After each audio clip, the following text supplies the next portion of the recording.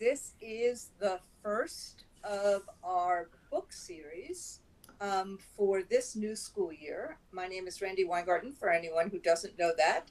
And with me is someone who I've wanted to do one of these book club events for a long time because this book called The Anxious Generation, which we will talk about today, um, has been not only on my bookshelf for both bookshelves, my work bookshelf, my home bookshelf, for a while, but it's because it taught me so much about what is going on with kids right now throughout the world. I see a lot of claps right now for the book, Jonathan, and I really wanted to have at the start of this school year Jonathan Haidt, who is a professor who's a social psychologist, a professor at NYU. I'll talk about him in a minute, but it tells us so much about what we as school teachers and as paraprofessionals and as other educators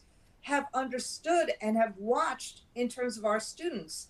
I didn't realize that we were watching it since 2010. Jonathan, your book actually taught me that. But, we are competing with these devices. Sorry, you see all my little cards on it too. We're competing with these devices all the time.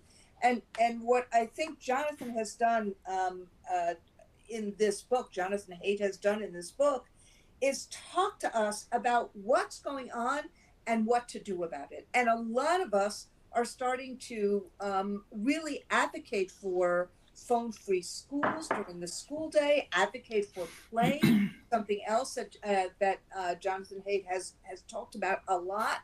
And there are some contracts that have been doing that, but we thought at the beginning of this year, as we're facing so much uncertainty and so much outside of our schools, that we really wanted to talk about what is happening with our kids. And there's no better book than this in terms of sharing what's happening with our kids and what to do about it. So I am really honored, Jonathan, to introduce you to our book club, this first one this school year. Happy school year, everyone. Some of you have started 3 weeks ago. Some of you are starting this week. Washington teachers are starting this week. Some of you are starting the day after Labor Day, which is what happens in my school district, New York City. But what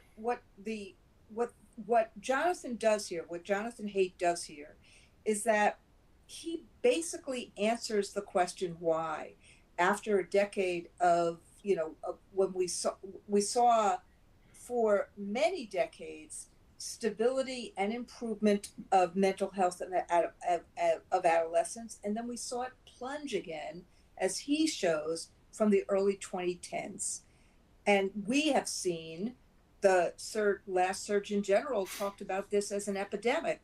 Rates of depression and anxiety and self-harm and suicide rose sharply. And many of us blame COVID for it. But what Jonathan shows is that this epidemic started long before that. And he investigates the nature of childhood, including why kids need play. And he does all sorts of things, not only in this book, but in his work, to show what we need to do and how we need to do it. And I love you talking about it as the great rewiring of children, and how that rewiring has really interfered with children's social and neurological development, from everything from sleep deprivation to attention fragmentation to addiction and to loneliness. Look, you really taught me a lot, both in my first and my second reading of this, and taught me a lot about the whys. So, as important as understanding the whys is the call to action and diagnosing, as he calls it, the collective action problems that trap us, and then proposing some simple rules that may really help kids. And in some ways, what we're seeing, steps that parents, teachers, schools, tech companies, government can take that hopefully will end the epidemic of mental illness, will hopefully restore a more humane childhood. But what it also does is you're seeing that action in practice right now with so many states, New York and California in particular, really focusing on phone-free schools. So this is a #1 bestseller. The Anxious Generation: how the great rewiring of childhood is causing an epidemic of mental illness. Jonathan will start with a brief slide presentation. This is not his first book. He has, as I said, he's a social psychologist. He works at the NYU School of Business, or actually teaches there. He received his PhD from the University of Pennsylvania in 1992.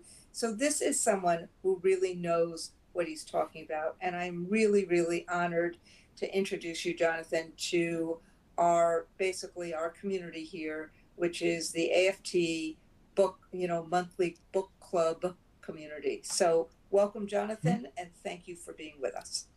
Well, thank you so much, Randi. I'm so pleased and honored to have this invitation, this opportunity.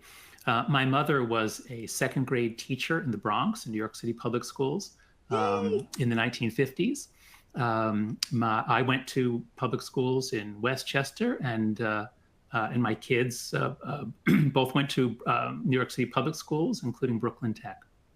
I love teachers, and as anyone who read the book knows, we're stuck in a set of collective action problems. I would ask teachers and principals, well, why don't you just ban the phones? And they generally said, well, we'd love to, but some parents will freak out. They have to be in touch with their kids. So we were all stuck. We saw that it was terrible, but we felt like we couldn't get out of it. So what I'd like to do is I'm going to show slides for about maybe 8 minutes, 10 minutes max, because I think that you need to see some of the graphs. You need to see just how stark this is, what has happened. And then Randi and I will have plenty of time to talk, and then we'll get your questions. Right. So I'll just give you a very abbreviated version of my sort of standard research talk. What we're seeing isn't just mental illness. It is the mass destruction of human potential across many dimensions. So the book is really, I can summarize it quite simply. It's a tragedy in 2 acts. In Act 1, the play-based childhood, which we've had for literally hundreds of thousands of years, millions really, all mammals play, all mammals have to play. So we had that until the 1990s, and then we started cracking down on play. It was too dangerous for them to be outside unsupervised. But mental health didn't plummet right away when we took away free play, when we reduced it. Rather, the key period here is 2010 to 2015. In 2010, almost every kids had flip phones or basic phones, but by 2015, everyone had a smartphone with social media on it. I can summarize the whole book by saying we have overprotected our children in the real world, and we have underprotected them online. So there are so many harms. I mean, I could go through the effects of growing up on a smartphone on sleep, eyesight, posture. I mean, the physical harm that we're doing to our kids itself should be enough to ban this stuff. But I'm going to focus on the mental illness and then the attention fragmentation. I think those are the 2 most important ones for teachers.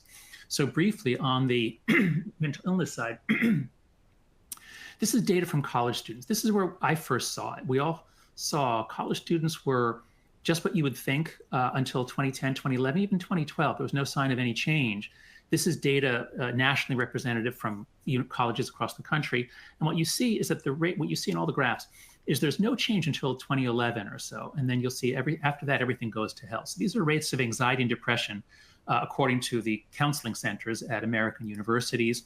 When we reach this period, 2010 to 2015, this is what we see, a huge, huge increase in mental illness that is driving students to their mental health centers.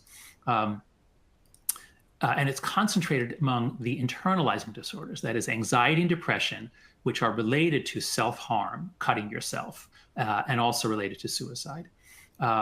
It's not just self-report. It's not just that the kids suddenly say that they're depressed. It's not just that we've destigmatized depression suddenly in 2012. It's that they're actually behaving on it. And so these are the rates at which American preteens, early teens, are admitted to hospitals, emergency rooms for self-harm. And as you see, these were the rates, no change until 2010. And then this happens, and it's especially for the girls. Anxiety and depression have always been higher in girls once they hit puberty. So something is happening to girls in early puberty that is driving them to depression, anxiety, and emergency rooms. And it's not just us. This is when I really kind of freaked out and realized I can't write the book I was going to write on democracy. I have to write a whole book just on what this is doing to the kids. So we found this pattern in all the English-speaking countries and in most of Western Europe and Northern Europe. Just to give you one slide, here's self-harm rates from the UK. Again, no change until 2010, and then a very, very sharp increase, very sudden. Once all the girls get on Instagram, they share anxiety, they share tips, they share behaviors such as self-harm. To summarize the great rewiring, as I said, if you were born in 1995, the last year of the millennials, you hit the age of 16 in 2011. That means you're basically done with puberty in 2011. I mean, you're still an adolescent, but the main phase of puberty is done. You made it through. You're probably okay. But suppose you were born in the year 2000. Then what happens to you? If you're born in the year 2000, let's see. Here we are, yeah. That means that in 2012 is the key year. That's the year that everybody rushes onto smartphones. You get the front-facing camera, you get Instagram. A lot of stuff happens around 2012. So if you're born in the year 2000, you're just starting puberty in this period. And now you've gone through puberty, not flirting and talking and arguing with friends, but swiping and liking and commenting and lying on your side, looking at a small screen. You are the product in an attention economy, whereas that wasn't true when teens had flip phones. So this has devastated human development, social development, emotional development, sexual development, moral development, spiritual development. All of it is truncated in human beings born in Western nations after 1995. The one I want to zoom in on in the next couple minutes or two is the attention fragmentation, because I'm now coming to see, I didn't see this when I wrote the book, but since then I'm coming to see this is bigger than the mental health crisis. However horrible having depressed, anxious kids cutting themselves, however horrible that is, I think a bigger consequence for humanity is that we are literally getting dumber, less capable, less educated at exactly the moment when our machines are getting smarter and smarter. So Derek Thompson summarized all this about a year and a half ago, almost 2 years ago now, in The Atlantic. And, of course, you all know about the NAEP. And as you know, America actually made progress. We actually, despite a variety of demographic headwinds and decline of marriage and all sorts of things that made it harder, we actually succeeded in raising kids' reading and math scores until 2012. And then this happens. Now, when these data came out in 2024, everyone said, oh, wow, look at the terrible thing that COVID did. Oh, my God, COVID was terrible. And it was. Closing the schools and going to remote, it really did not work out well. So people expected that, well, now that COVID's gone, we should see a rebound, right? No, this is what actually happened. If we break up the data, this is, again, NAEP scores. If we break up the data by percentile, what we see is that for the top 25%, we do see a small post-COVID rebound. In 2024, the numbers went up a little bit. But look what happened to everyone else. The bottom half, they began their decline in 2015, not 2020. They began falling after 50 years of progress. The bottom half of our students began declining in educational outcomes, and it just accelerated through COVID, and it continued dropping in 2024. So if you care about equity, this is arguably the worst thing that has ever happened. This is perhaps the biggest counter-equity move that has ever happened, I believe, is the introduction of phones. And we'll talk later, I hope, in conversation about what role Chromebooks and screens in school and distractions in school have played. But I think the phones are clearly a part of the story. We see the exact same pattern in reading scores. It's the same thing. The bottom half, they began their decline after 2015, and they continue going down even in 2024. So this is a complete catastrophe for anyone who cares about education or the next generation. And guess what? It's not just us. If you look at the PISA data, same thing. No trend before 2010, and then we get a drop all around the world. So something big is happening to humanity. It's not just us. It's nothing that President Obama did in 2012. It's something is happening to childhood. And also, I want to show you this. Jean Twenge and I dug into the PISA data. PISA is all about student performance, academic performance, but hidden within this huge, long survey are 6 items about school alienation. It's questions like, I often feel lonely at school. Do you agree with that or disagree with it? And if you take those 6 items and you plot agreement, what you see is that before 2012, there was no trend. And after 2012, students are suddenly all over the world lonelier in school. School is no fun. Most of us remember laughing with our friends. There's a lot less laughter now. Everyone's on their goddamn phones, in between classes, at lunch, even at recess sometimes. So we are ruining school. Kids are having very little fun. We're surprised that kids aren't showing up for school. It's no fun. If you want to be on your screen, stay home and play video games. You get better screen time there. So again, so this has been a disaster. I've laid out for you primarily the mental health collapse and the cognitive decline. So how do we get out of it? Each of us as parents, and so many of you I know are parents as well, often parents of young children, we all know the situation. We don't want our kid to have a smartphone, but she says, Mom, everyone else has one. I am being laughed at. I am being left out. And that breaks our heart. And we feel pressure to give in, and we have to give in because everyone else gave in. That's the nature of a collective action problem. Our choices are not our own. They are strongly influenced by what everyone else is doing. Well, there's a huge amount of scholarship on collective action problems. How do you get out of them? With collective action. If you do it together, you can do it. And so here's what we have to do. And this is what I proposed in the book. And parents are jumping on it. Teachers are jumping on it. Legislators are jumping on it. I think the count is now up to 35 states have now banned phones in school. 35 states have done it, almost all within the last year. Because, God, were we ready to do this. So no smartphones before age 14. Wait until high school. We've got to clear this whole digital thing, the whole drama. We've got to clear it out of middle school. Let kids get at least partway through puberty before we drop them into a snake pit. And the worst part of being on a phone is social media. Really, the age should be 18. This is an inherently adult activity. You're talking to strangers, some of whom want sex or money from you. It's completely insane that children can be on social media. We need to think of it like gambling or drugs or any other adult activity. But I realized if I called for 18, we'd never get it as a law. So I decided strategically, let's get everyone to 16. Let's have a global legal minimum of 16. And then many parents are going to want to wait longer. But let's just try to get the world to 16. The third norm is phone-free schools. And this turns out to have been by far the easiest to enact because there's really no opposition other than a small number of parents who freak out. But now that many more parents are pushing for it and teachers have desperately wanted it, so now we're really getting it. And then the fourth norm is very, very important. I hope we'll talk about in conversation. And that is we can't just take away the phones. We have to give them back each other. We have to give them back reasons to come to school, fun with each other, talking, laughing, more recess. We've got to give them back play. So I'll just close with 2 slides just to make a point. I found this survey of teachers last year. The teachers, of course, hate the phones. Nestled within this survey was something very, very interesting.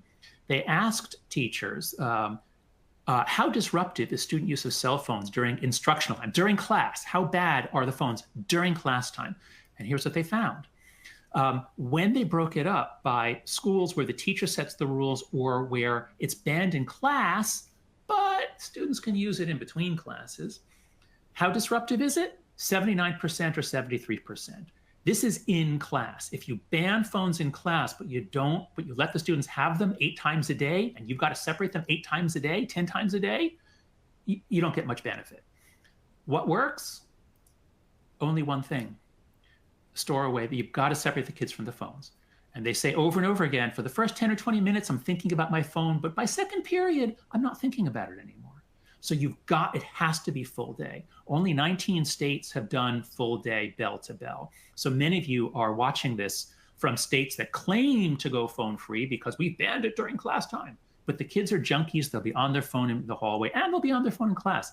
My kids tell me in high school, all they have to do is you just hold the phone down below the desk, you put it in a book, you go to the bathroom.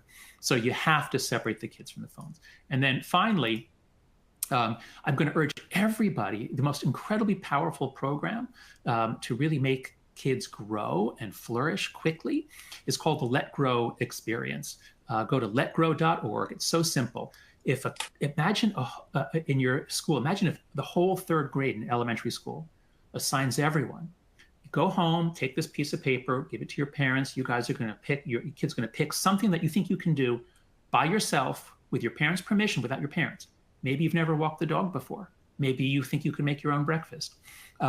Do something new, and then you come back to school and you tell about it. It's so much fun. And the amazing thing is, when you have all these 8-year-olds, some of whom are walking 3 blocks to a store, some of whom are riding a bicycle to a friend's house, the parents are willing to let go because it's a homework assignment and everyone else is doing it. Otherwise, they're afraid, like, well, what's the right age? Like, what will happen? Will I be arrested? But if everyone is doing it, now what happens is everybody sees 8-year-olds riding bicycles again. Nobody has seen that since 1994. Okay, I'm exaggerating, but many parts of the country, that has not been happening for more than a decade or two. So this is a very powerful program. It costs $0, absolutely free. Please do it in your school. It's incredibly powerful. I'll just close with, for more information, come to anxiousgeneration.com. That's the website for the movement. Visit letgrow.org, which I co-founded with Lenore Skenazy, who wrote the book Free Range Kids, and subscribe to my Substack, afterbabel.com. It's free, and we have a lot of things about education, teachers, schools. So that's it. Randi, let's talk. Thank you so much, John. This has been incredible. Even I just took a lot of notes about all of what you just said. Here is Kelly is doing some polling as we're talking. The first poll is, what is your current policy in your school and community? Phone free all day, allowed during breaks, but not class. Teacher decides no restrictions. And we will get to some of this because I know some teachers are on. New York is about to implement phone free bell to bell, and there's a lot of questions about it. But let me go right to this issue of, let's go right to this issue about attention, because you started talking about this at a forum that we were at a few weeks ago, and then talked about what Derek Thompson has seen. What do you think is going on in terms of attention? Because I think we're about to see this with AI as well. So have you done any kind of research that's more than the correlative? Is it, I'm just going to throw out some ideas. Is it that kids are just not, they're so focused on their phone, they're not paying attention in class, they don't like class, they don't find it engaging, they don't know how to engage anymore, they don't know how to critically think?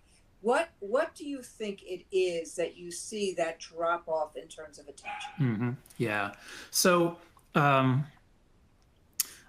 so many of you will know the term executive function. So children have very little executive function. They can't come up with a project and execute it over many hours. But as you go through puberty, your brain rewires beginning from the back. It goes from the child pattern to the adult pattern. The last part of the brain to myelinate, to lock down into the adult pattern, is the prefrontal cortex. And that's especially where executive function is located. So kids become much better at planning, resisting temptation, staying on track, pursuing their goals by late teens and early 20s. Whereas in middle school, the emotional parts have rewired, but the self-control, the stay on task, the focus is not yet very good.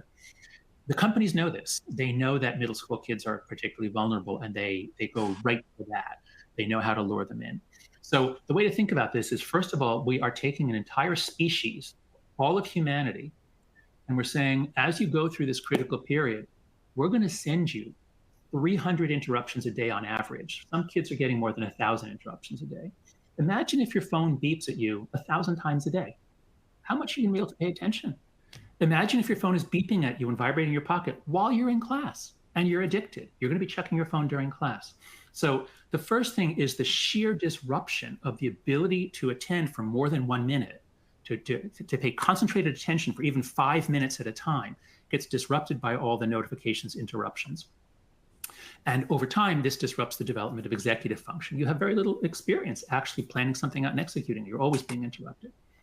The other thing, which is even more pernicious, and I didn't realize this when I wrote the book, is TikTok. I was focused on Instagram because Instagram is kryptonite for girls' self-esteem, but TikTok and YouTube Shorts and Instagram Reels, the short videos, is kryptonite for the human capacity to pay attention. Watch yourself on TikTok, or if you do any of these things, watch yourself on it, watch kids on it. What it trains you to do is to watch something, and within 5 seconds, you have a sense. Is this promising, or is this a little boring? It doesn't look, I'll swipe. This one, I'll swipe. This looks good. Oh, that's funny. Okay, now, so it's a slot machine. And what it teaches kids is to be exquisitely skillful in deciding within 5 seconds if something is worthy of their attention. Because if you're going to go 20 seconds before you get something, that's boring. Why 20? That's a long time. It's not a coincidence that book reading has fallen off the face of the earth. Imagine humanity going forward. Imagine humanity going forward without books. Imagine if from now on young people don't read any more books. That's where we're headed. And of course, with AI coming in, you don't have to read any more books. In fact, I've even used it. I'm so pressed for time. I have to review a book. I ask AI, give me a chapter by chapter summary. Okay, I'll read a couple of chapters. So of course, our kids are all doing that. So we are at real risk of losing books and losing attention. That's, I mean, it's, I went there first, John, because you solve a mystery that was not apparent to those of us who have watched the NAEP scores and the PISA scores for all this time. And it's just because it didn't make any sense given what the trajectory had been before, and given what something had to interrupt this. Something was competing for attention.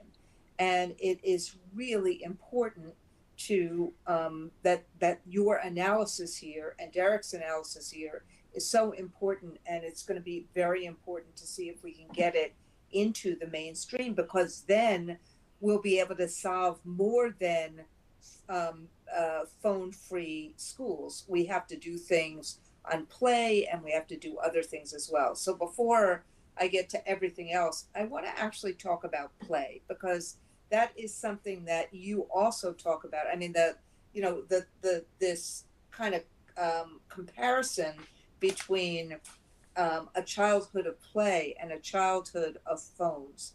Why don't you talk a little bit about, and let's talk about let it grow, but let's talk about play and the importance of play. Sure. So while I was writing the book, we got a puppy, and one of the things, and she's adorable. You might have just heard her barking a moment ago, but she had to play all the time. Now she's 3 years old. She doesn't have to play all the time, but she still loves to play. When my kids were little, play. I mean, they've got to play, because play is the way we wire up our brain. Play is literally an evolutionary adaptation for mammals who have large brains, because what kids need to do is they need to physically engage with the environment in an environment where mistakes are very low cost. So they try to pick something up and they drop it. They try again. When they're older, they try to climb up something, they fall down, they try again. They need to have that repeated engagement with the physical environment and then the social environment with low stakes. You say something to a kid, he doesn't like it, he says, you're stupid. Okay, you move on. So you need millions of cases of that. And all of that happens in play spontaneously. That's what play is all about.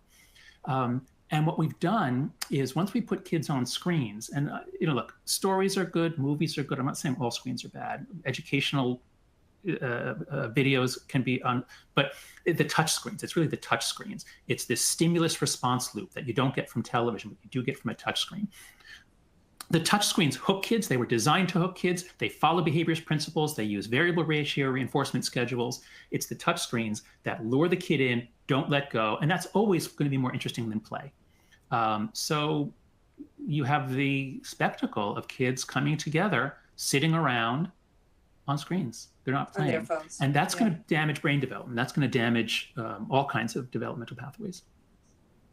So let's talk about what we can do. Actually, I have one more question for you about all these screens. Chromebooks, all sorts of other screens in schools.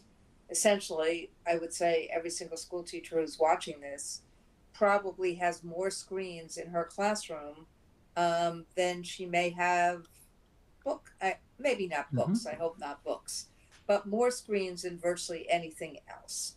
So is there something that has been reinforcing by having so many Chromebooks in a school, whiteboards, all of this? Has this been helpful or not helpful? Yeah.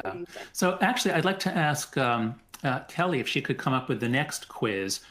Would you ask everyone, would you say that Chromebooks or other computers or tablets have helped you have helped your students to learn or have hindered their learning? I would love to know what you see. I didn't know enough about EdTech when I was writing the book, so I just have one sentence on it. But since we handed in the manuscript, I started learning more about EdTech, and it looks horrible.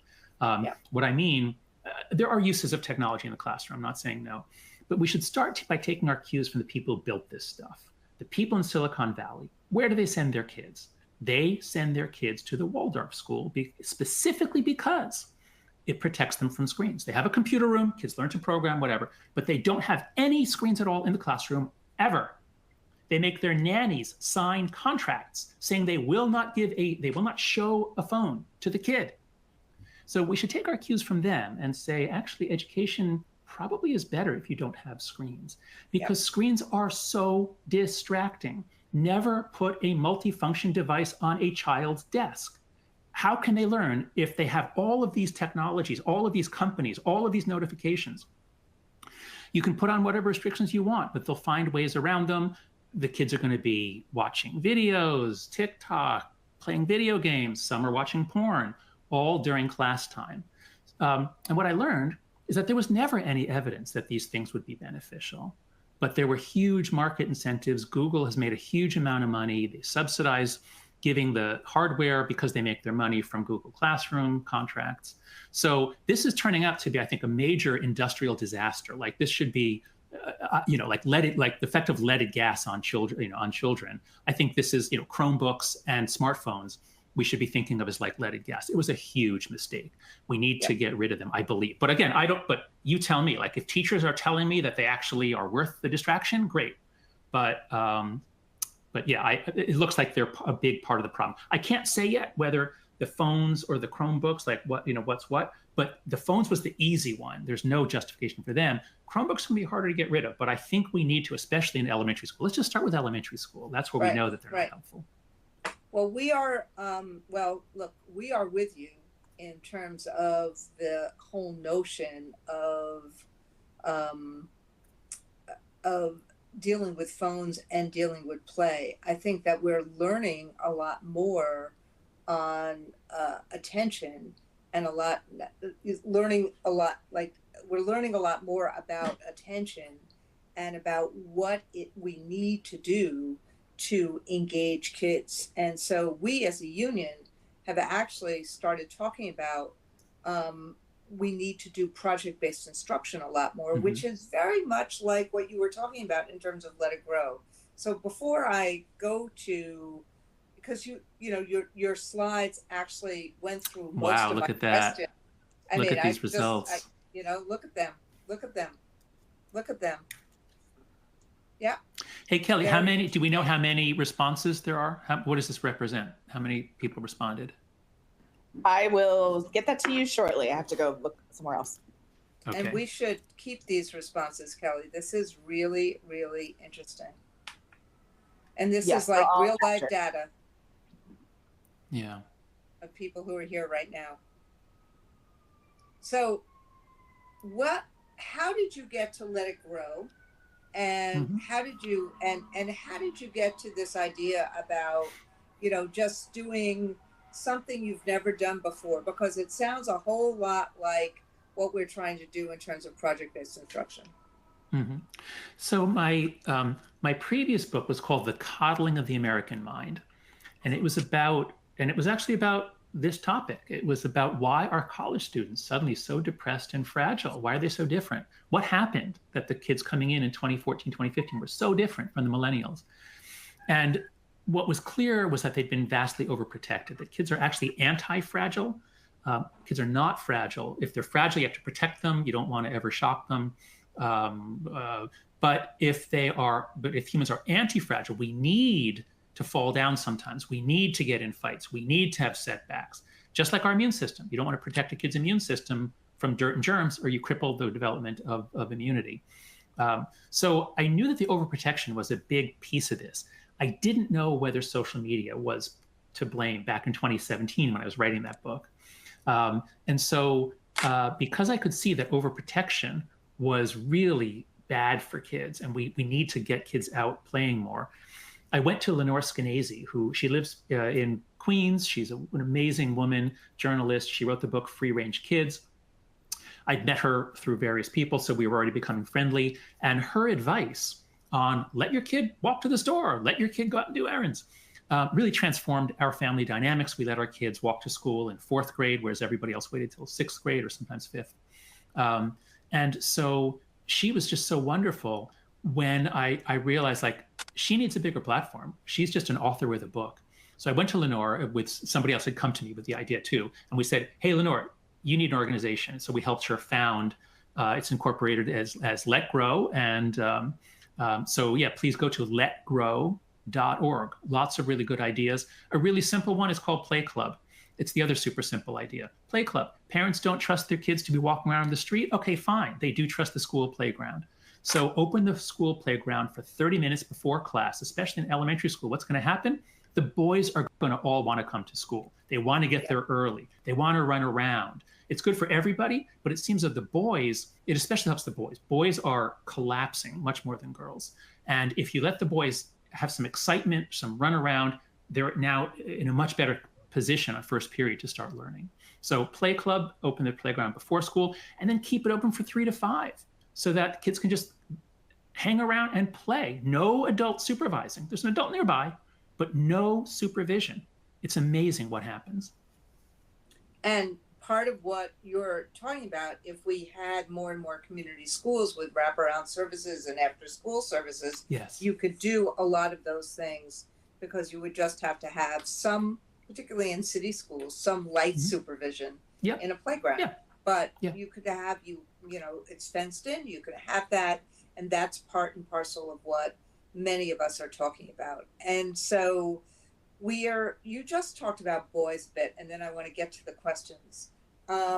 You have a really important chapter about boys, and I just want to spend a little bit of time talking about boys instead of girls. Is there other solutions in addition to play, in addition to what we just talked about, what we should be doing in terms of boys as opposed to girls? We've done a lot of focus on girls and girls' mental health, and particularly the trying to get the tech companies to stop this the algorithmic responses or what situations that they do in terms of girls that create that feedback loop of on attention, on seeing yourself, on feeling not equipped or not able or not good enough. But I'm not sure that we have enough research on boys. So that's right. Yeah. So I began the book. I had a lot of research on the effects of social media on mental health, and those effects are larger on girls. And so that was the core of the story originally. And even as I was writing the book, I didn't know what the story was for boys. I had to do a lot more research. And over time, especially once we read Richard Reeves' book, Boys and Men, we put together in a story that I think has held up very, very well, which is that for boys, it's not, don't focus on social media per se.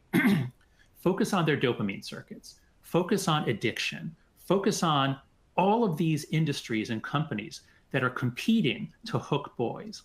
So it starts with the video games. Now, I can't say that video games are as bad as social media, but about 10% of the boys develop problematic use, essentially addiction. That's a huge number of boys to lose, because if they're addicted, they're not going to learn much. They're not going to develop. They're not going to develop social skills. They're not going to be good marriage partners. They're not going to be good employees. That's a lot of boys to lose. So it starts with the video games, and then as they get a bit older, it goes on to porn.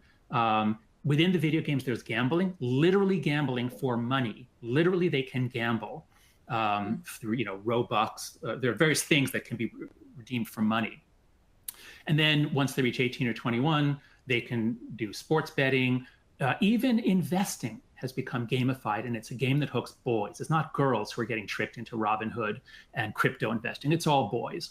Oh, and then there's the vaping and the marijuana pens, and all the tobacco products are aimed much more at boys. So boys, it's not social media is making them depressed. It's all of these things are addicting boys. And as Anna Lemke said, one of the experts on addiction, if your brain becomes addicted to one thing and your reward circuits get rewired during puberty to be more addicted to that one thing, you are now easier to addict to everything else that comes down the pike. So bottom line is this: we check in on the kids at 14, it looks like the girls are doing worse. They're more depressed and anxious, whereas the boys are really having fun with video games and porn. They're enjoying it. It's everywhere as much as they want. But now check in with them at 28. What's happening? The girls are much more likely to have graduated high school, graduated college, moved out of their parents' home, gotten a job. They can't find anyone to date because the boys are less likely to have reached all of those milestones. We are losing a generation of boys. And this is not just true in the US.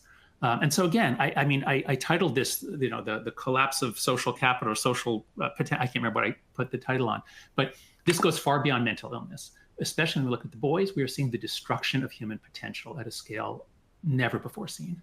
Never before seen.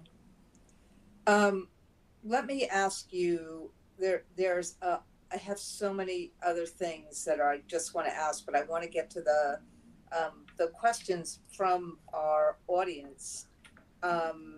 First off, just so you know, one of our audience members, Varun Gupta, said, "This book truly changed my life. Thank you. As a junior college teacher, would you recommend a play-based approach to teaching versus lecture?"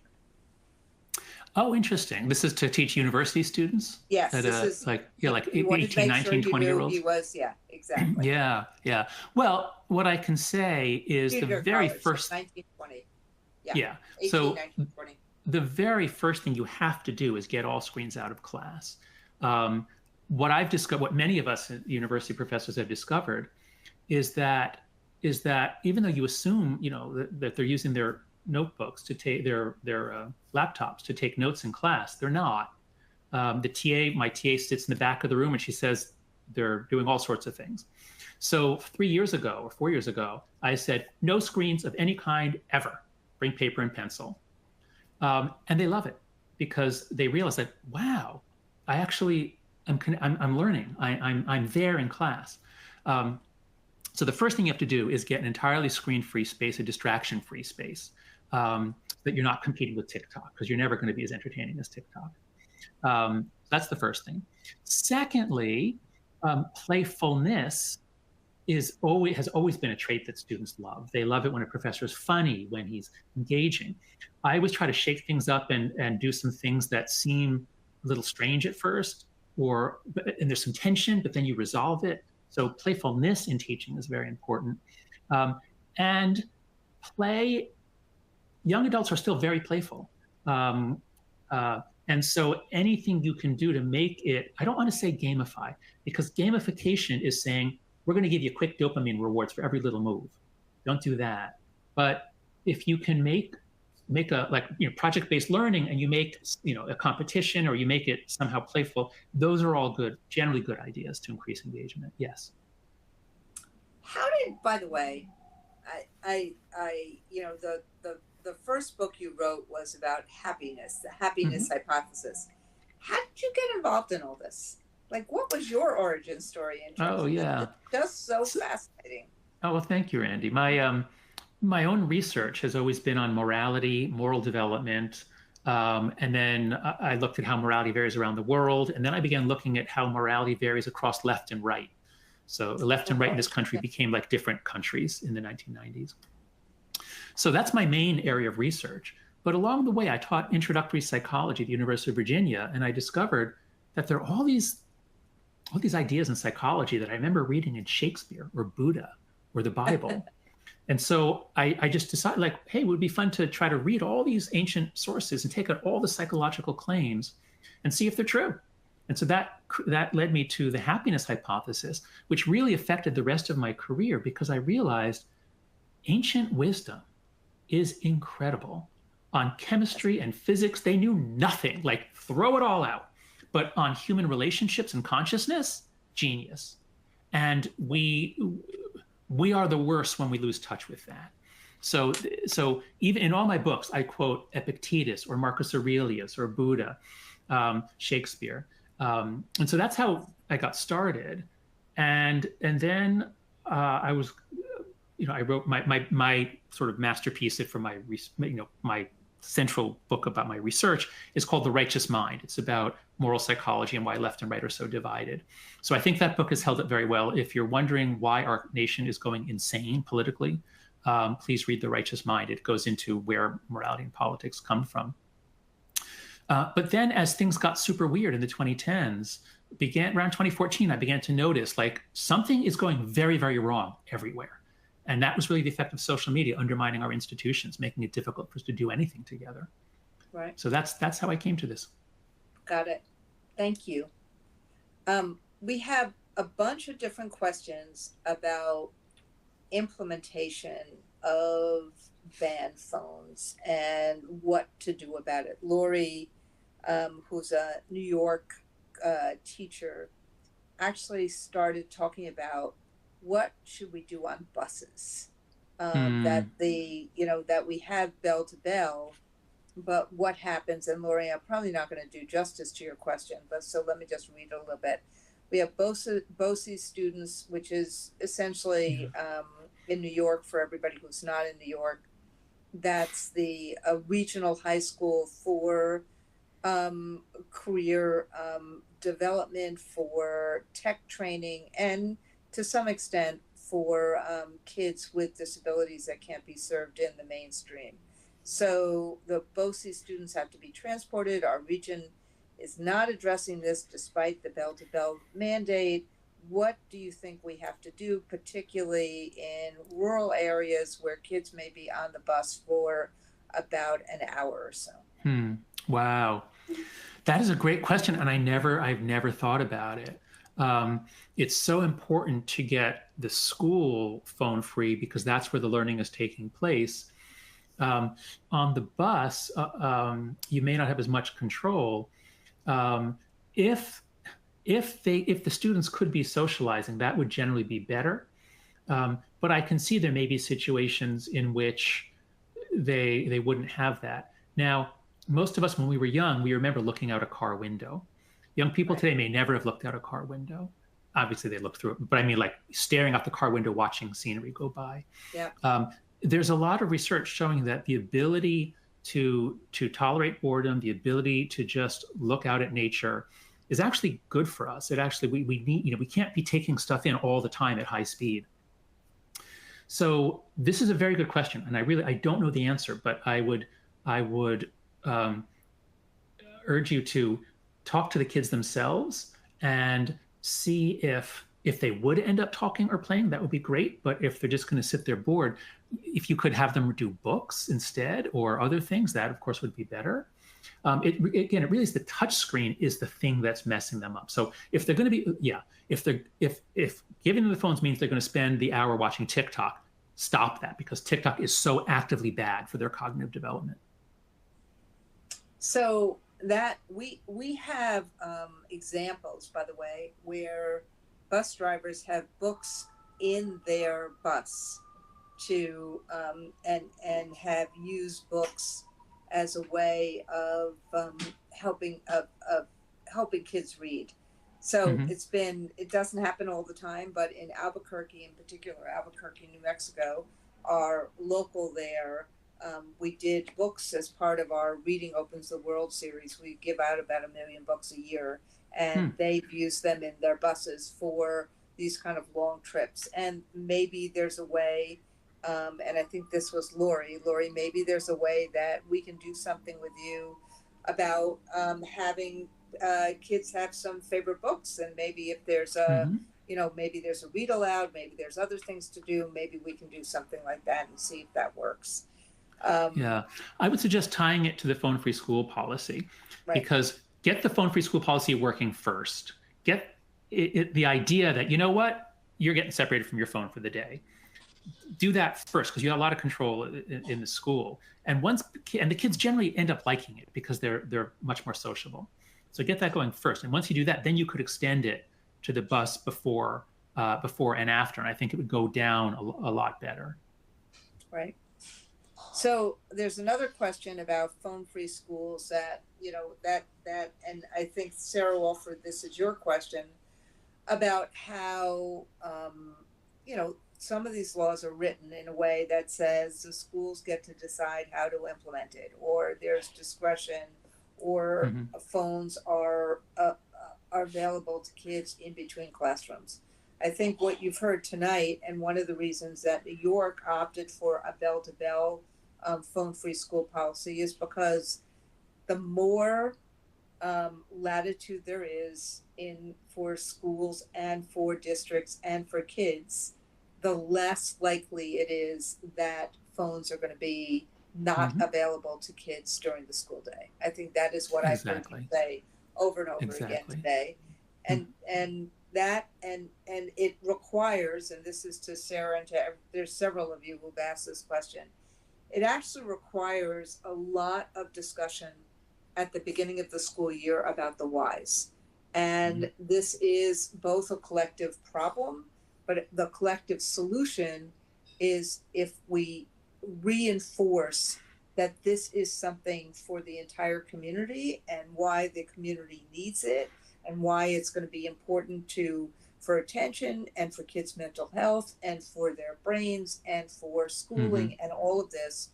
I think it's going to take, for everyone who's going through it right now, several months for it to actually work.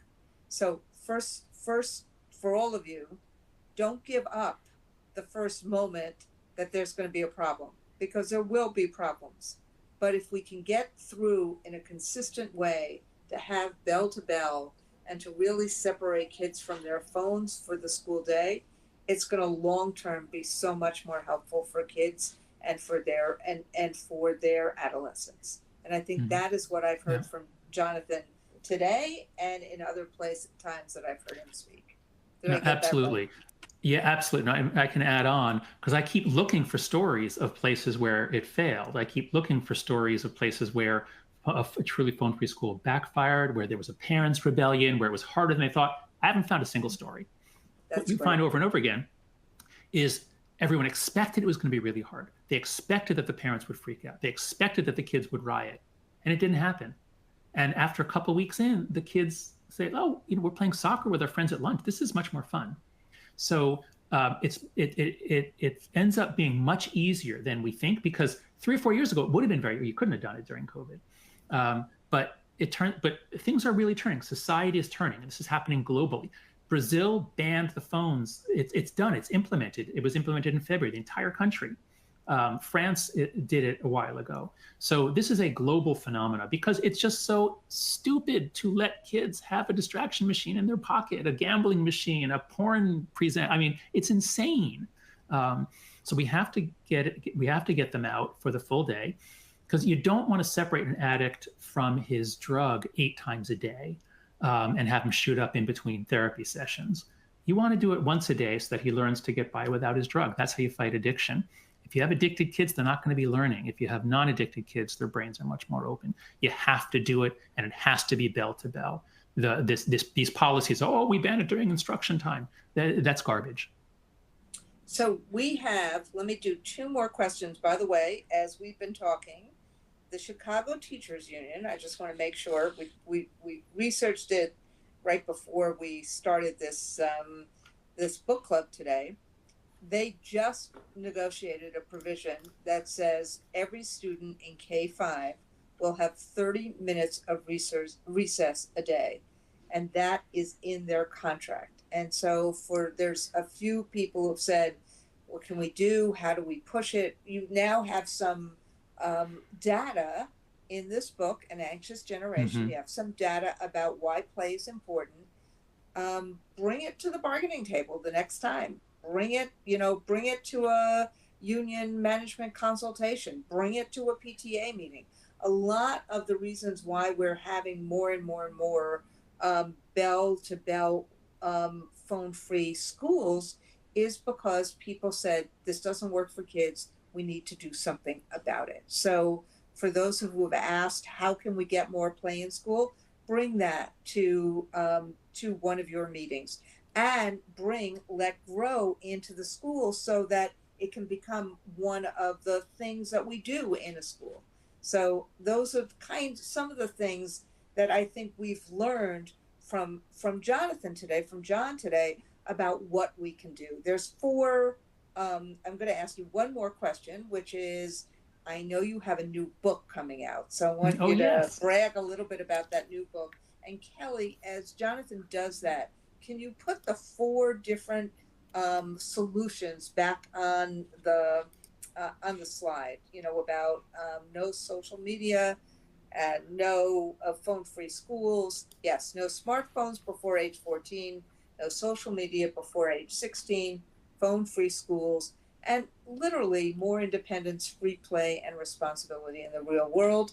A lot of that is what we're trying to do in schools around project-based instruction.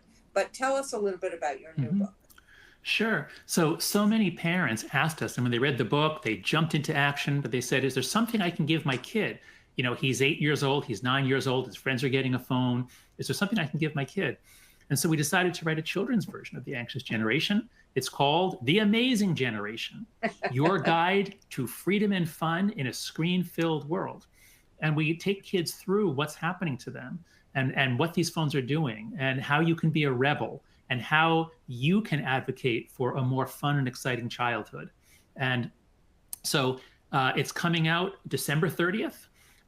We know that parents are going to be buying it for their kids to read along with them. But we're hopeful that elementary schools, especially in fourth grade would be the absolutely perfect time to assign it. It's got a graphic novel. It tells the story in a graphic novel and then in longer text with a lot of illustrations. So kids seem to love it. And fourth, fifth, sixth grade is really the sweet spot. So I hope that you'll consider it and consider adoption for your fourth graders, especially fourth and fifth graders, especially. Well, we'll be buying some of them as part of our Reading Opens the World series. You can order The Amazing Generation. I think there's an order form that's up already. And I just really want to say, Jonathan, this has been so amazing, to borrow a word from your new book. It's been so amazing to have you on tonight as we embark on this new school year, a year that is, that's going to have a lot of challenges because of what's happening in the outside world, including what's happening in terms of our phones, the division, the polarization, the lack of attention. But what I know from everyone who's watching tonight is that teachers all over the country are going to do the best they can to make a difference in the lives of our kids. That's who they are. That's who they've always been. And the challenges are intense, but that's who teachers are. And you've given us a lot of not only knowledge about why we need to have phone-free schools, why we need to have play, what has happened between, having a play-based culture or a phone-based culture and what has happened to our kids. You've armed us with a lot of facts, and teachers still believe in facts. And so I can't thank you enough for starting us off this year with this amazing conversation. And just tell me, is there anything that we have forgotten that in the last few moments before I hand it back to Mary Catherine and Kelly, I should have said, like like, is there anything that when you get off the Zoom, you'll say, shoot, I wish I said this? It's just, I'd like to read the dedication of the book. Oh, good. Here's that. here's the dedication. For the teachers and principals at PS3, Lab Middle School, Baruch Middle School, and Brooklyn Technical High School, who have devoted their lives to nurturing children, including mine. I love that. I love that. Well, we are really honored that you are with us today, and we are really, really grateful, just because that dedication, when I read it the first time, when I heard it this time, it just gave me chills again, because, you know, teachers help create and nurture a generation of children. And it's so wonderful that you feel that way as well. Thank you for your work, Jonathan. Thank you for everything. And I can't wait to read the next book of yours. Thank you. And I'm going to turn it over to Mary Catherine Ricker now. Thank you so much, Randi. And thank you, Jonathan, for your time tonight. What an amazing book club to kick off the 2025-26 school year. The questions were fantastic. The engagement in the chat was wonderful.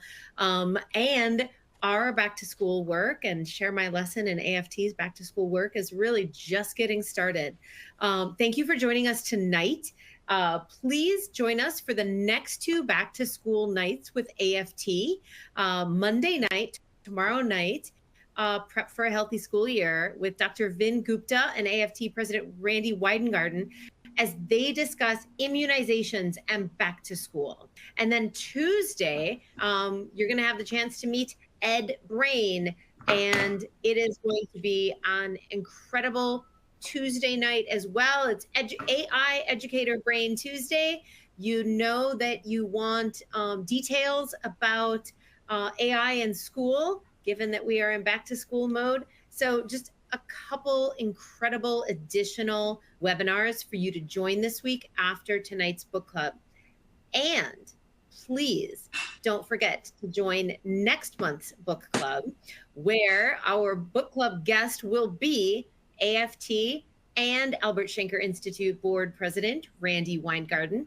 As a social studies teacher and the head of the AFT, she has sounded the alarm that the attacks on teachers are part of a larger, darker agenda, one to undermine democracy, opportunity, and public education as we know it.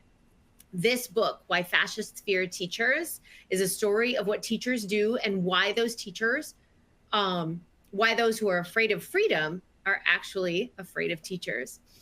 It explains why all Americans should care about the attacks on schools and teachers that we're seeing, whether they have school-age children or not. In the past, as today, the fate of the United States is intertwined with the fate of public education. So next month, September 21st, Why Fascists Fear Teachers. It is going to come out September 16th. So our book club is going to be hot off the press, where we are going to get a chance to talk to Randi Weingarten about the first book she has written for publication. Please join us for next month's book club, where we're going to feature Why Fascists Fear Teachers. Thank you so much for your time tonight. It has been a great kickoff to our 25-26 AFT Book Club. The Albert Schenker Institute is so grateful to be a part of this partnership alongside Share My Lesson and AFT. Thank you very much, everybody. Have a great night and a great start to your school year. Thanks, everybody.